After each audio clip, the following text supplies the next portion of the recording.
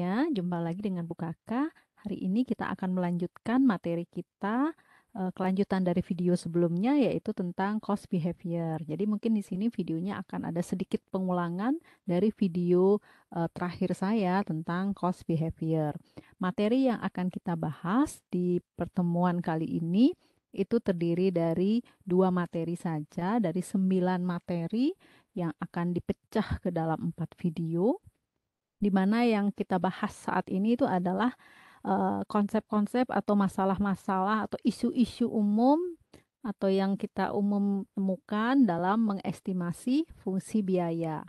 Kemudian yang kedua itu adalah tentang kriteria cause and effect atau sebab akibat yang harus ada dalam menentukan cost driver. Jadi hanya 2 yang akan kita bahas di video ini.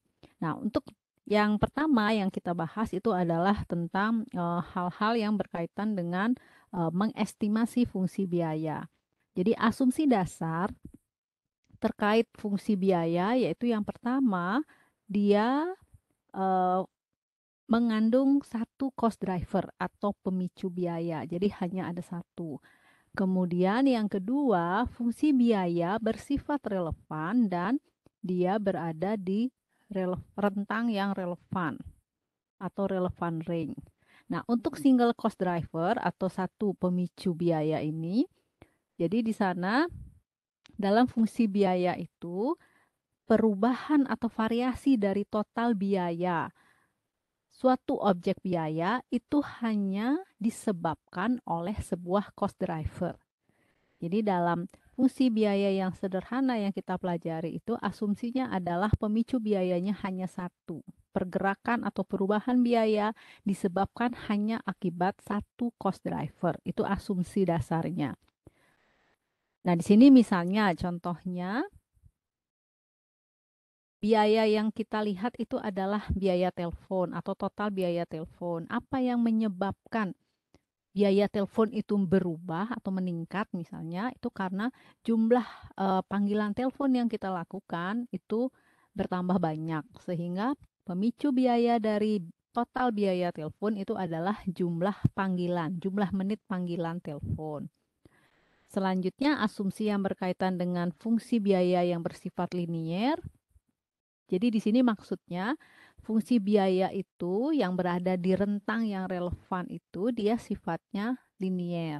Jadi linier itu artinya dia membentuk garis lurus. Jadi nanti kita lihat ada grafik, grafiknya terdiri apa namanya Y-nya biaya total, kemudian pemicu biayanya yaitu yang cost driver yang tunggal atau yang single cost driver itu adalah sisi X-nya.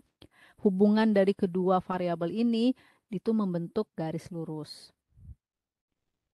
Jadi contohnya misalnya di sini fungsi biaya itu Y sama dengan BX. Jadi ini adalah fungsi biaya di mana sifatnya adalah variabel. Kemudian Y sama dengan X atau Y sama dengan A boleh ya. Jadi X ini maksudnya adalah konstantanya. Jadi di sini Y sama dengan X ini bentuk dari hubungan biaya yang bersifat tetap. Karena X-nya ini adalah konstanta. Berbeda dengan X yang di atas ini. Kalau di sini X-nya itu adalah variabel bebas. B-nya itu adalah konstantanya. Oh, sorry, koefisiennya. Kemudian yang ketiga itu fungsi biaya campuran. Jadi rumusnya Y sama dengan A plus BX, di mana A itu adalah konstantanya, jadi biaya tetapnya. Kemudian di sini BX, B-nya itu adalah biaya variabelnya.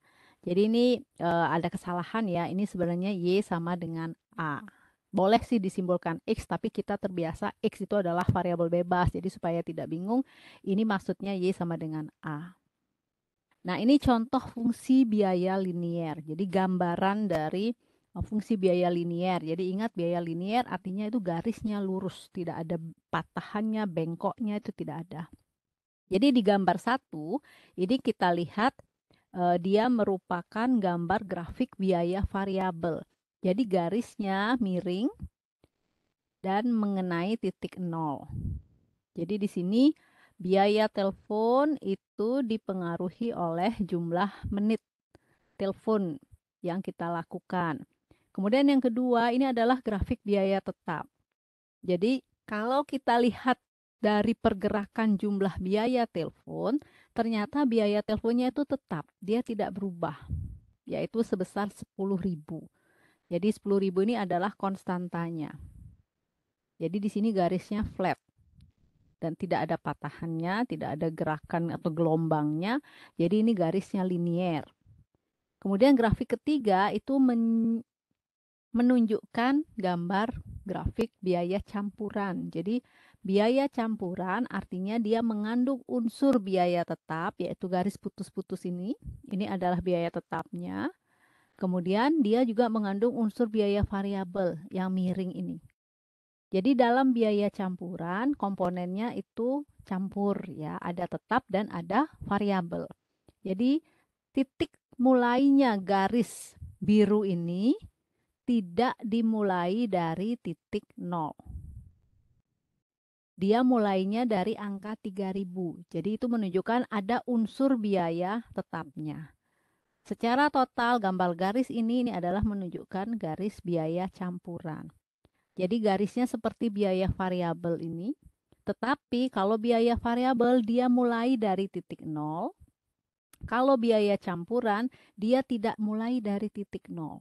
Tapi dia dari 3.000 dalam contoh ini. Sehingga 3.000 ini adalah unsur biaya tetapnya. Sementara garis yang ini kalau diselisihkan dengan garis putus-putus ini, itulah biaya variabelnya. Slope-nya itu ini. Jadi dilihat dari jarak garis yang biru ini, yaitu garis biaya campurannya, dengan dikurangi dengan unsur biaya tetap. Jadi itulah biaya variabelnya.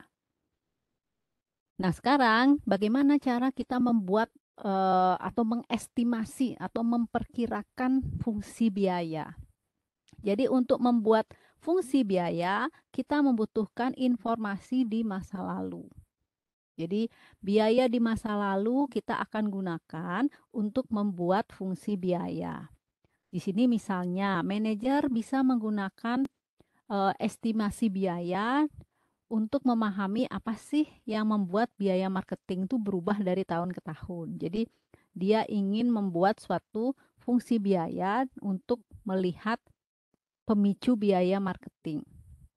Jadi apakah biaya marketing itu berubah dari tahun ke tahun akibat jumlah mobil yang terjual? Jadi makin banyak mobil terjual, biaya marketingnya bertambah banyak kah? Atau akibat adanya jumlah model baru yang diperkenalkan, jumlah model mobilnya. Jadi semakin sering perusahaan itu mengeluarkan model baru atas suatu mobil, maka akan sering juga orang marketing melakukan atau mengiklankan mobil itu sehingga biaya marketing dia akan bertambah banyak.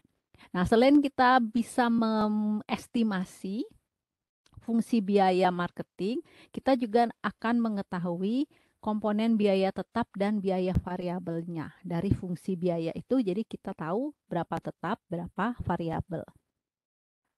Nah, mengapa manajer kok mengestimasi pola perilaku biaya di masa lalu? Jadi berdasarkan informasi di masa lalu ini, mereka akan membuat suatu estimasi atau perkiraan tentang fungsi biaya. Dan fungsi biaya ini membantu manajer dalam memprediksi atau meramalkan biaya di masa depan secara lebih akurat. Jadi kita tidak bilang meramal atau memprediksi biaya secara tepat. Karena yang namanya prediksi atau ramalan belum tentu tepat, tetapi setidaknya bisa lebih akurat. Jadi itu tujuannya dia mengestimasi pola perilaku biaya atau estimasi fungsi biaya. Nah, prediksi biaya yang lebih baik atau yang lebih akurat itu maksudnya ya, itu akan membantu manajer dalam membuat keputusan terkait perencanaan, planning, dan pengendalian. Jadi contohnya dalam rangka merencanakan berapa sih anggaran biaya marketing untuk tahun depan. Jadi nanti sekaligus juga untuk mengendalikannya.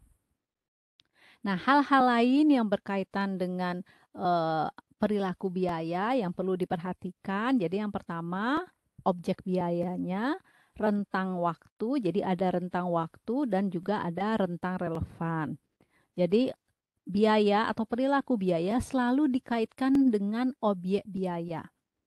Jadi suatu biaya bisa jadi dia bersifat variabel jika dikaitkan dengan objek biaya A, tetapi dia bisa berubah atau dia merupakan biaya yang sifatnya tetap kalau dihubungkan dengan objek biaya B, objek biaya yang berbeda. Sehingga perilaku biaya itu sangat ditentukan oleh objek biayanya.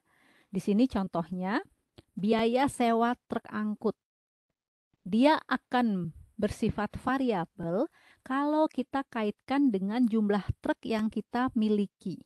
Jadi maksudnya semakin banyak jumlah truk yang kita miliki, maka semakin banyak juga kita mengeluarkan biaya sewanya.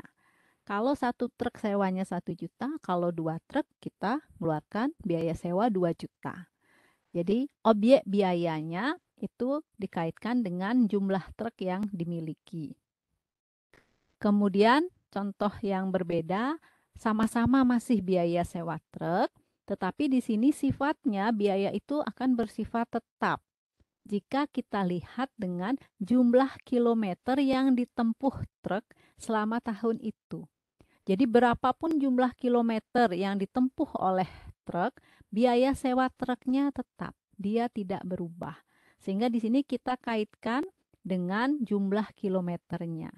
Jadi contohnya di sini dikaitkan dengan aktivitas perjalanan truk atau pengangkutan. Jadi tidak ada hubungannya dengan biaya sewa. Kemudian rentang waktu. Jadi asumsi tentang rentang waktu itu menunjukkan bahwa semakin lama rentang waktu cakupan kita dalam membuat mengestimasi fungsi biaya, maka kemungkinan besar biaya itu akan bervariasi atau berubah-ubah. Jadi di sini contohnya, biaya gaji untuk petugas yang bertugas menginspeksi, itu dia sifatnya tetap dalam jangka pendek. Jadi tahun ini gaji petugas inspeksi itu dia sifatnya tetap jika kita kaitkan dengan jumlah jam kegiatan inspeksinya. Jadi berapapun dia melakukan inspeksi, di tahun ini biaya gajinya tetap. Misalnya 2 juta rupiah sebulan, jadi dia tetap. Tetapi dalam jangka panjang, total biaya inspeksi akan bervariasi. Itu sesuai dengan waktu inspeksi yang dibutuhkan. Jadi dia akan berubah dalam jangka panjang. Jadi semakin banyak jam inspeksinya, nanti biaya inspeksinya akan berubah. Jadi kalau kemarin inspeksinya misalnya 1.000 jam, tahun depan naik jadi 2.000 jam, maka otomatis biaya inspeksi akan bertambah. Jadi seiring dengan misalnya produksinya semakin banyak, inspeksinya jadi semakin banyak juga dilakukan di tahun depan, sehingga biaya inspeksinya berubah. Kemudian yang terakhir itu adalah berkaitan dengan rentang relevan. Ini sudah dibahas ya di video sebelumnya. Jadi kalau dia berada di rentang relevan, maka biaya itu dia akan linier. Tapi begitu dia ada di luar rentang yang relevan, biaya itu menjadi tidak linier lagi. Dia akan berubah. Jadi di sini misalnya non-linier terjadi kalau outputnya terlalu rendah, terlalu kecil. Sehingga biaya tenaga kerja itu menjadi mahal, jadi dia tidak efisien. Jadi ada ketidakefisienan. Atau non-linear juga terjadi kalau tingkat produksinya terlalu besar. Jadi ada di atas rentang relevannya. Jadi kalau yang ini misalnya terjadi karena kita produksinya overload, jadi kadang ada kemacetan di pabrik, kemudian karena banyaknya berproduksi, koordinasinya lebih intensif, sehingga biaya tenaga kerjanya menjadi melesat tinggi. Jadi ini adalah contoh gambar linearitas. Jadi rentang yang relevan ada di kisaran 20 sampai ini berapa ya? 65. Jadi ini pemicu biayanya jumlah katup yang diproduksi atau dihasilkan. Jadi kalau dia berproduksi antara 20 sampai 65, maka biaya tenaga kerja langsung dia akan bersifat variabel yang garisnya lurus, linier. Tapi kalau dia berproduksi di bawah 20 ribu di sini ya, ini satuannya dalam ribu, maka biayanya tidak lagi lurus, tapi bentuknya seperti ini, agak melengkung. Kalau dia memproduksi di atas 65, ini ya, biayanya melonjak naik. Karena tadi jadi ada kemacetan, ya perlu koordinasi sehingga biaya tenaga kerja langsungnya menjadi lebih mahal. Nah, itu kaitannya sama gambar linearitas. Sekarang yang kita bahas topik yang kedua itu adalah masalah cause and effect, sebab akibat. Jadi syarat sebab dan akibat dalam memilih cost driver. Jadi hubungan sebab dan akibat itu adalah hal yang perlu dipahami. Jadi untuk mengestimasi fungsi biaya, kita harus menentukan dulu apakah ada hubungan sebab akibat antara pemicu biaya atau cost driver dengan biaya yang terjadi. Jadi itu harus dipastikan ada hubungan sebab akibat, bukan sekedar korelasi. Bagaimana hubungan sebab akibat itu terjadi?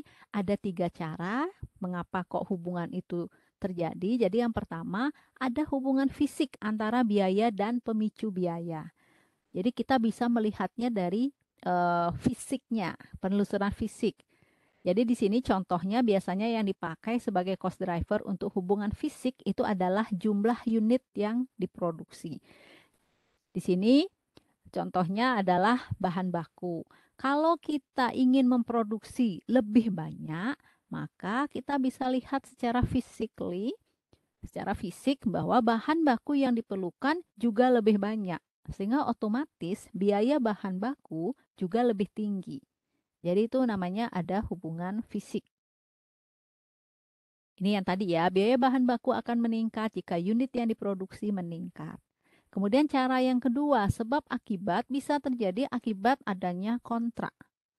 Contohnya di sini, pemicu biaya dari biaya telepon adalah jumlah menit telepon yang digunakan. Jadi ada kok semacam kontrak dari perusahaan layanan telepon yang menyatakan bahwa biaya telepon kita itu akan dipengaruhi oleh jumlah panggilan telepon yang kita lakukan. Jadi itu ada di kontraknya. Kemudian yang terakhir, cara ketiga, sebab akibat juga bisa walaupun tidak bisa kita lihat secara fisik gitu ya hubungannya, tetapi secara logika dan pemahaman kita tentang proses operasi dari produk atau perusahaan, kita bisa mengetahui bahwa oh ini ada hubungan sebab akibat.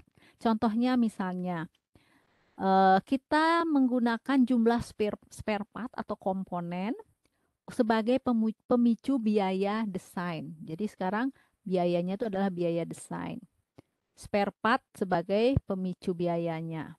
Nah, secara logika kita tahu bahwa desain produk yang kompleks dengan banyak spare part itu akan menimbulkan biaya desain yang lebih tinggi dibandingkan produk yang sederhana dengan sedikit spare part.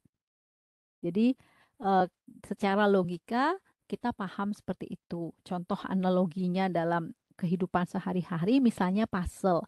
Kalau puzzle itu terdiri dari 4 keping saja, mendesainnya gampang. Termasuk memproduksinya pun nanti gampang karena hanya kayak nyeting 4 keping puzzle saja. Tapi kalau puzzle yang terdiri dari banyak keping, kadang kan sampai ratusan keping, itu tentu saja didesain secara lebih baik. Perlu biaya desain lebih tinggi. Proses pengerjaannya juga otomatis tentu saja akan lebih tinggi. Jadi secara logika kita bisa mengetahui tentang hal itu. Nah, ini yang perlu diperhatikan dan diingat adalah fokus kita dalam menentukan hubungan biaya dengan pemicu biaya atau dalam menentukan cost driver atau pemicu biaya yang tepat itu adalah sekali lagi hubungan sebab akibat atau cause and effect, bukan korelasi. Jadi kita bisa meyakini bahwa ada hubungan antara biaya dengan pemicu biaya Jadi hubungan yang layak secara ekonomi gitu istilahnya, itu kalau ada hubungan sebab akibat. Kalau korelasi hanya menunjukkan bahwa, oh ada hubungan loh antar dua variabel ini, tapi tidak ada sebab akibatnya. Itu korelasi namanya. Nah, kenapa kita harus fokus ke hubungan sebab akibat?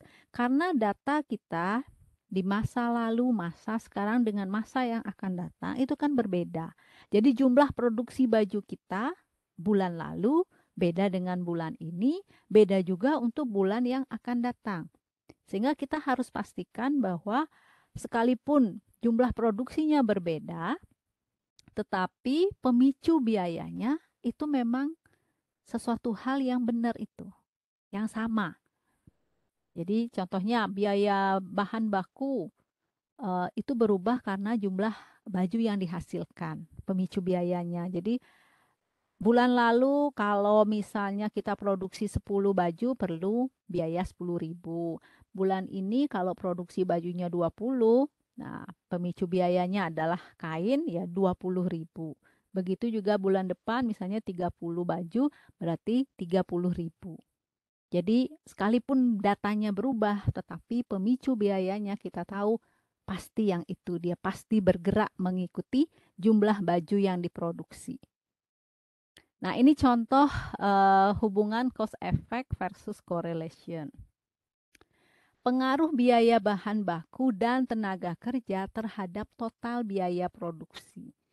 Jadi, ini adalah hubungan sebab akibat. Kita tahu bahwa biaya bahan baku itu akan mempengaruhi total biaya produksi. Semakin banyak kita membuat produk atau semakin banyak biaya produksinya, itu semakin banyak kita membuat produk, otomatis biaya bahan baku juga pasti akan semakin tinggi.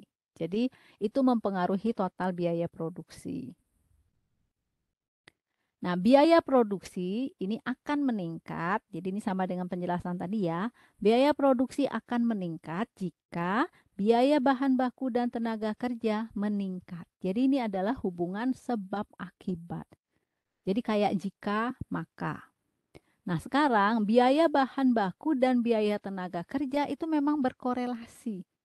Jadi dalam membuat baju, perlu bahan baku, perlu tenaga kerja. Jadi ada korelasinya. Ketika bahan baku naik, tenaga kerjanya mungkin naik, tapi kita tidak bisa bilang itu hubungan sebab akibat, tapi dia berkorelasi. Mengapa? Kita tidak bisa mengatakan bahwa jika biaya bahan baku naik, maka biaya tenaga kerja akan naik.